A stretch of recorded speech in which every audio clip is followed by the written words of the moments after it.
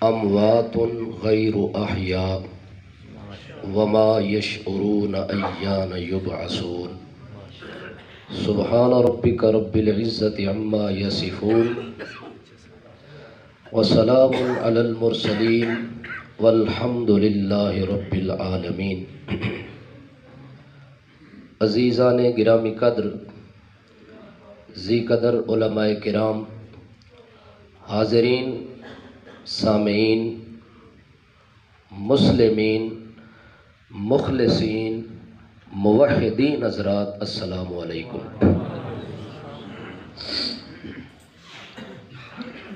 الحمدللہ ثم الحمدللہ، طویل اور لمبی گفتگو کا وقت نہیں، علماء کرام نے اپنے اپنے احسن انداز کے اندر اجلاس کی اور آج کی میٹنگ کی غرض و غایت آپ حضرات کے سامنے رکھ دی ہے۔ میں مہمان کے طور پہ کھڑا نہیں ہوا، آج کی میٹنگ کے ہم خود میزبان ہیں۔ الحمدللہ برادر محترم مناظر اسلام حضرت علامہ خضر حیات صاحب زیدہ ماجدہ نے جو کاوش اور کوشش کی ہے، میں ان کے اس حسین اقدام کو خراج تحسین پیش کرتا ہوں۔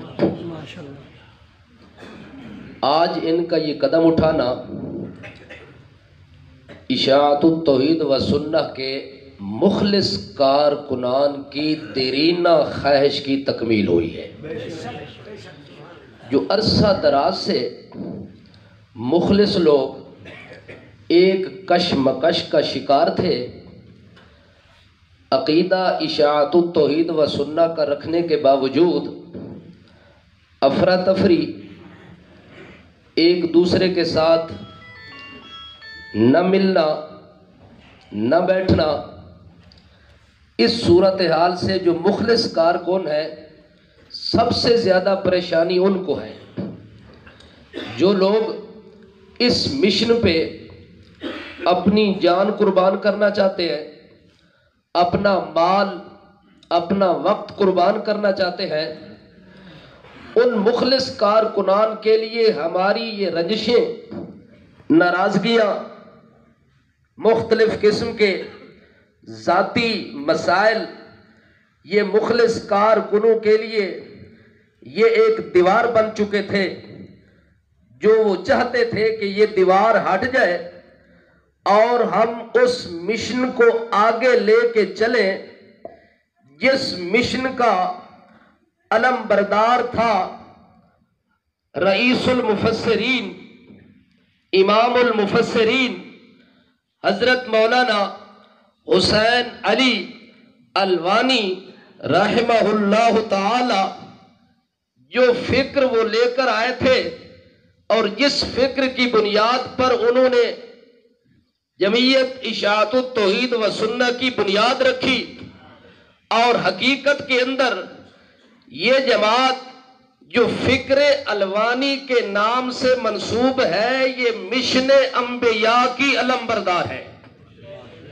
تمام انبیاء کا جو متفقہ متحدہ مشن تھا، اس کا مختصر نام ہے فکر الوانی، جو ہمیں انہوں نے پلیٹ فارم سامنے رکھا۔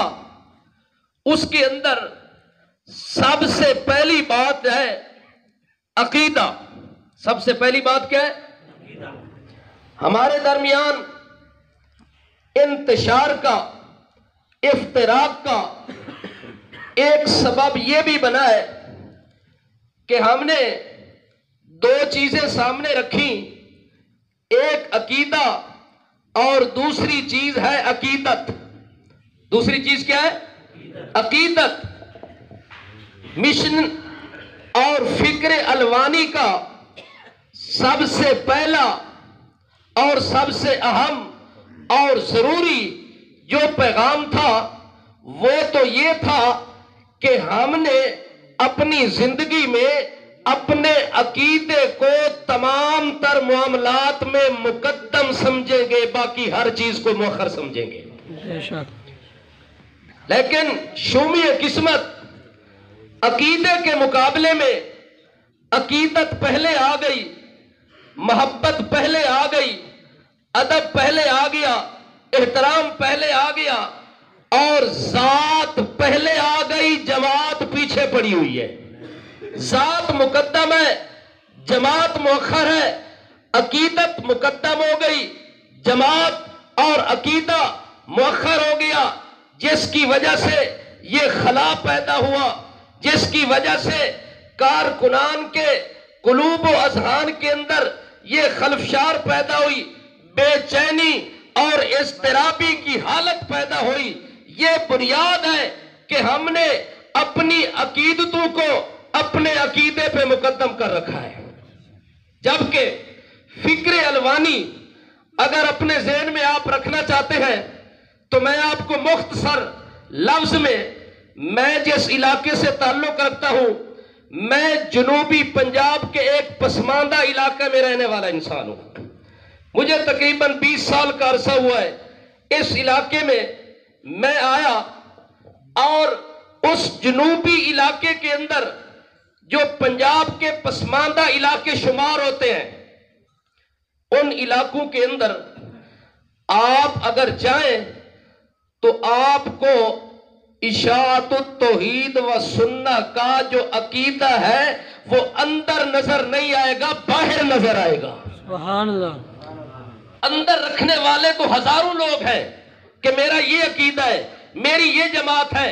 میں کہا کرتا ہوں اشاعتی وہ ہوتا ہے جو 1000 جماعتوں کے اندر بیٹھا ہو تو اس کا چہرہ نمایاں نظر آنا چاہیے، سبحان اللہ۔ پتہ ہو کہ یہ اشاعتی بیٹھا ہے۔ گول مول کریم رول، اس کو کون اشاعتی کہتا ہے؟ جس علاقے کے اندر میں پیدا ہوا، میری پیدائش ہے، 8 سال میری عمر تھی، مجھے آج بھی یاد ہے، میں نے پہلا بیان سنا تھا اپنے استاذی المکرم امام انقلاب علامہ احمد سعید خان ملتانی رحمت اللہ علیہ کا۔ کیا سناؤں درد بھری کہانی۔ آج میں نے اپنے برادر محترم حضرت مولانا عبدالصبور صاحب جو اسلام آباد سے تعلق رکھتے ہیں، شاید میری پہلی ملاقات ہو ان کے ساتھ، میں نے ان کے ولولہ کو سنا اور اپنے اکابرین کی درد بھری آواز سنی۔ خدا کی قسم بے ساختہ آنکھوں سے آنسو نکل آئے، بے ساختہ کہ کیا تاثیر تھی ان کے بیان میں، کیا اثر تھا ان کے انداز میں، کیا درد دل رکھنے والے تھے مسئلہ توحید کے لیے، جن کی آواز 40 سال کے بعد بھی بندہ سنے تو دل خون کے آنسو روتا ہے، بے ساختہ آنسو جاری ہو جاتے ہیں۔ تو اس کا مطلب ہے نا کہ ان کی آواز میں، ان کے انداز میں، ان کے خلوص میں اللہ نے اثر رکھا ہے، اور اثر ہمیشہ حق میں ہوتا ہے، سچ میں ہوتا ہے۔ سچ بھی ہو، دل میں اخلاص بھی ہو تو اللہ تاثیر پیدا کر دیتے ہیں۔ تو میں آپ کو وہ بات بتلانا چاہتا ہوں، 8 سال کی عمر میں نے ان کا بیان سنا، اس دن سے لے کر آج 45 سال میری عمر ہو گئی ہے، اس دن سے میں نے جمعیت اشاعت التوحید و سنہ کا جھنڈا اٹھایا، آج بھی وہی جھنڈا لہرا رہا ہوں، اسی جماعت کے ساتھ وابستہ ہوں۔ لیکن جب اسی مشن کو آگے لے کے چلتے ہیں تو رکاوٹیں کھڑی ہوتی ہیں۔ مجھے کسی دشمن کی رکاوٹ کی پرواہ نہیں ہے، کسی دشمن کے آگے آنے سے میں نہیں گھبراتا، میں خوف زدہ نہیں ہوتا۔ میں دست بستہ گزارش کرنا چاہتا ہوں کہ ہم کسی سے عہدہ نہیں مانگتے۔ رب کعبہ کی قسم، جماعت کے اندر جس دن سے میں نے قدم رکھا ہے آج تک مجھے کسی عہدے کی طلب نہیں ہے، نہ آئندہ میں کوئی عہدہ رکھنا چاہتا ہوں، نہ لینا چاہتا ہوں، نہ اس کا خواہش مند ہوں۔ میں خواہش مند ہوں تحفظ نظریہ جمعیت اشاعت و توحید و سنہ کا، سبحان اللہ، اسی پہ کار بند ہوں اور اسی پہ کاربند رہنا چاہتا ہوں، اور اللہ میرا اسی پہ خاتمہ فرمائے۔ میں کسی اور جماعت کا نمائندہ نہیں بننا چاہتا، کرندہ نہیں بننا چاہتا، کسی اور جماعت کی طرف سے آپ کو پیغام نہیں دینا چاہتا، پیغام اسی جماعت کا دینا چاہتا ہوں جس جماعت کا میں نے پیغام 8 سال کی عمر میں سنا، آج تک وہی آواز میرے کانوں میں گونج رہی ہے، آج تک میرے کانوں میں وہی آواز گونج رہی ہے۔ اس علاقے میں آپ اگر چلے جائیں، جو بندہ اشاعت و توحید و سنہ کا ہوگا وہ کسی حیاتی کے ساتھ رشتہ کرنے کے لیے تیار نہیں ہے۔ بے شک۔ آپ ذرا توجہ کریں، یہ بات میں بڑی اہم کرنے لگا ہوں۔ وہ اس کے پیچھے نماز نہیں پڑھنا چاہتا، نماز دور کی بات ہے، جنازہ دور کی بات ہے، رشتہ لینا دینا دور کی بات ہے۔ میں حلفاً یہ بات کہتا ہوں، اس علاقے کے لوگ کسی حیاتی کے سلام کا جواب دینے کے لیے تیار نہیں ہیں۔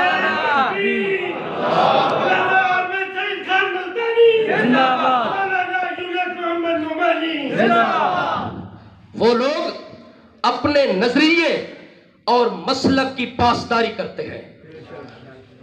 میں اسی علاقے کا نمائندہ ہوں، اس سرزمین پہ اسی نظریے کو میں پھیلانے کے در پہ ہوں، تاکہ وہ بات بھی تمہارے رگ و ریشہ میں آ جائے کہ اگر عقیدہ اشاعت و توحید والا رکھا ہے تو پھر رواداری ختم کرو، عقیدت ختم کرو، عقیدے کو پھیلاؤ۔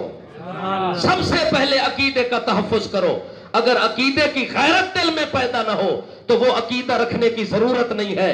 عقیدہ اگر دل میں رکھا ہے تو اس کو ظاہر کرنا پڑے گا کہ میں اشاعتی ہوں، میں مماتی ہوں۔ اس میں فخر محسوس کرو، آر محسوس نہ کرو، شرم محسوس نہ کرو، جھجک نہ رکھو، نہ بیان میں نہ کسی میدان میں۔ بے شک۔ علل اعلان سامنے اپنے آپ کو ظاہر کرو۔ لوگ جھجکتے ہیں کہ چندہ، مدرسہ، خطابت، مسجد، میں اور کوئی مثال نہیں دیتا، زندہ مثال دینے لگا ہوں۔ میرے بھائی مولانا خضر ریاض صاحب کا گھر کہاں ہے؟ پکھر میں، اور یہ 3-4 ضلع چھوڑ کے کہاں بیٹھے ہیں؟ بولو، اسلام آباد میں۔ اور اسلام آباد کی سرزمین پہ جس رنگ میں توحید و سنت کا یہ پیغام دے رہے ہیں، اپنی ہتھیلی پہ انگارے رکھنے کے برابر نہیں؟ اگر یہ مسئلہ اس رنگ میں بیان کر کے اتنا مدرسہ بھی بن گیا، مسجد بھی بن گئی، آپ سے زیادہ بہتر روٹی بھی کھا رہے ہیں، آپ سے زیادہ بہتر اللہ نے رزق بھی دیا ہے، تو یہ زندہ مثال نہیں ہے کہ حق مسئلہ بیان کرو گے تو اللہ بہتر سے بہتر رزق بھی دے گا اور عزت بھی عنایت کرے گا؟ یہ چیزیں کیوں نہیں سمجھ آ رہی؟ کیوں ہم ان چیزوں کو مجبوری سمجھتے ہیں؟ رب کعبہ کی قسم، ہمیں کوئی مجبوری نہیں ہے، ہماری مجبوری ہے جو ہمیں اکابرین نے، توجہ ہے، میں اپنی بات کرتا ہوں، مجھے پیر بخاری، اللہ ان پہ رحمت کرے، اللہ ان کی قبر پہ کروڑوں رحمتیں نازل فرمائے۔ مجھے شیخ القرآن رحمت اللہ علیہ کا تعارف استاذی المکرم کی زبان سے ہوا۔ میں نے سید عنایت اللہ شاہ بخاری رحمت اللہ علیہ کا تعارف ان کی زبان سے سنا۔ میں نے سید محمد حسین شاہ صاحب نیلوی کا تعارف ان کی زبان سے سنا۔ ہم چونکہ جنوبی علاقے میں رہتے تھے، ان علاقوں کے اکابرین کا، علماء کا ہمیں کوئی پتہ نہیں تھا۔ ان کا تعارف حقیقی معنی میں استاذی المکرم اللہ محمد سعید خان رحمت اللہ علیہ نے کرایا۔ ان کے تعارف کی وجہ سے ہمارے دل میں ان اکابرین کی عقیدت پیدا ہوئی۔ سب سے پہلے ان کے عقیدے کو تسلیم کیا، عقیدے کے بعد ان کے اور اپنے دل میں ان کی عقیدت کو پیدا کیا۔ آج تک الحمدللہ ان کی عقیدت بھی موجود ہے اور ان والا عقیدہ بھی موجود ہے۔ میں یہی پیغام دینا چاہتا ہوں کہ تمام ساتھی اس کاوش اور اس حسین قدم کے پیچھے شانہ بشانہ کھڑے ہو جائیں۔ ہم نظریے والے لوگ ہیں، نظریے کا تحفظ کرنا چاہتے ہیں۔ اگر مولانا خضر ریاض صاحب اس مشن اور اس نظریے پہ آج سودا بازی کر لیں، رب کعبہ کی قسم سب سے پہلا مخالف میں ہوں گا، میں ان کا ساتھ نہیں دوں گا۔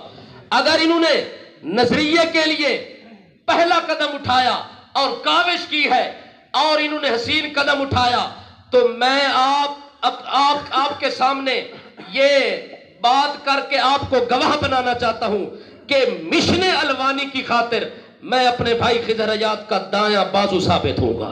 سبحان اللہ۔ اس کے لیے مجھے کسی کی پرواہ نہیں ہے، مجھے کسی کی روح رعایت نہیں ہے، میں لگی لپٹی بات نہیں کرنا چاہتا، میں کسی کی خوشامد نہیں کرنا چاہتا، تمام اکابرین کا ادب اور احترام ملحوظ خاطر رکھ کے کرنا چاہتا ہوں کہ لوگ اس سے پہلے فجدنا علیہ آبانا یہ دلیل دیا کرتے تھے کہ ہمارے بزرگ یوں کرتے ہیں، اس لیے اے پیغمبر ہم آپ کی بات نہیں مانتے۔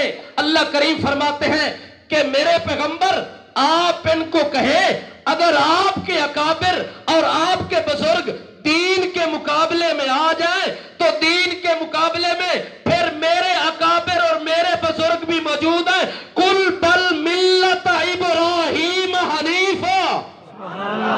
میرے پیغمبر آپ بھی ان کو کہیں کہ اگر آپ کے بزرگ ہیں تو پھر میرا بھی ایک بزرگ ہے جس کا نام ابراہیم ہے، اور اس ابراہیم کا پہلا واز ہے لِمَ تَعْبُدُ مَا لَا يَسْمَعُ وَلَا يُبْصِرُ وَلَا يُغْنِي عَنْكَ شَيْئًا، یہ پہلا واز ہے حضرت ابراہیم علیہ السلام کا۔ اگر یہ مسئلہ فروعی ہے تو ملت ابراہیم کی کیسے قائم ہوگی؟ ملت کے بعد سنت ہے، سنت کے بعد امت ہے، جس امت کی ملت ہی نہیں قائم ہو سکتی وہ سنت پہ کیسے عمل کرے گا؟ ملت سنت کی بنیاد ہے، ملت سنت کی بنیاد ہے۔ اس لیے میرے استاد تو ہر جگہ یاد آئیں گے نا، کوئی پردے بھی ڈالے تو نہیں ڈال سکتا۔ وہ کہتے تھے جو بندہ اس مسئلے کو فروئی کہتا ہے اس دا پیو ہی فروئی ہے، ماشاءاللہ، اس دا پیو ہی فروئی ہے، اس کا فری بھی ہے تو فروئی بھی ہے۔ جاگ رہے ہیں؟ یہ مسئلہ اصولی ہے، یہ کتاب و سنت کا مسئلہ ہے، اور یہ جد الانبیاء حضرت ابراہیم علیہ السلام کی ملت کا مسئلہ ہے۔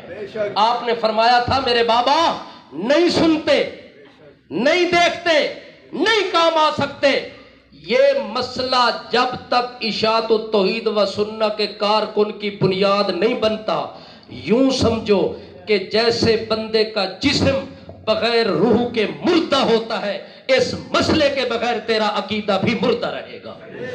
اس عقیدے اور نظریے کی روح اور جان ہے مسئلہ عدم سما موتا۔ سب سے پہلے یہ چور دروازہ بند کرنا ہوگا کہ کوئی دور سے نہیں سنتا، نزدیک سے نہیں سنتا، چاہے کوئی پیغمبر ہے، ولی ہے، غوث ہے، کتب ہے، ابدال ہے، جو مر چکا ہے، مرنے والے بندے کو دنیا کی آوازوں کی خبر نہیں ہے، ان کو پتا امواتن مانا اٹھا۔ لوگ کہتے ہیں کہ یہ گستاخ ہیں، بے ادب ہیں، یہ کہتے ہیں مردہ ہیں۔ اٹھا کسی کا ترجمہ اٹھا، جس نے بھی ترجمہ اس آیت کے ماتحت لکھا امواتن کیا ہے؟ مردے ہیں۔ میرے استاد کہتے تھے امواتن اے عوام واسطے، غیر احیاء، توجہ ہے، اے مولویوں واسطے۔ عوام کو کہا جائے اموات، مردے ہیں، عوام سمجھ جاتے اب یہ کچھ کر سکتے نہیں، دیکھ سکتے، سن سکتے، کر سکتے، کروا سکتے، عوام کو پورا پتہ چل جاتا ہے۔ مولوی نے چونکہ تعویل کرنی تھی، مولوی نے تعویل کرنی تھی، اس لیے آگے اللہ نے تاکید لگائی غیر احیاء، ایسے مردے جن میں زندگی کی کوئی گنجائش ہی نہیں ہے، جن میں سلام سننے کی، جواب دینے کی گنجائش ہی نہیں ہے۔ سید عنایت اللہ شاہ بخاری رحمت اللہ علیہ وہ اس آیت سے استدلال کرتے تھے ان تدعوہم لا يسمعوا دعاءکم ولو سمعوا مستجابوا لکم ویوم القیامت یکفرون بشرککم۔ نہیں سنتے پکار تمہاری، نہیں جواب دیتے، دن قیامت کے تمہارے اس شرکیہ عقیدے کا انکار کریں گے۔ بے شک۔ اگر یہ فروعی مسئلہ تھا تو شرک کیوں ہے؟ شرک اس لیے ہے، اصولی مسئلہ ہے۔ اگر کسی کے سننے کا کوئی قائل ہے پکا مشرک ہے، پکا مشرک ہے، اس کے مشرک ہونے میں اختلاف کی گنجائش نہیں، شک کی گنجائش نہیں۔ یہ عقیدہ اگر لے کے آگے بڑھو گے تو انشاءاللہ ہم آپ کے شانہ بشانہ رہیں گے۔ اگر اس عقیدے کا تحفظ نہیں تو پھر ہم آپ کی ذات کا بھی تحفظ نہیں چاہتے، ہم نظریے کا تحفظ چاہتے ہیں، جماعت کا تحفظ چاہتے ہیں۔ اللہ مجھے اور آپ کو عمل کی توفیق دے۔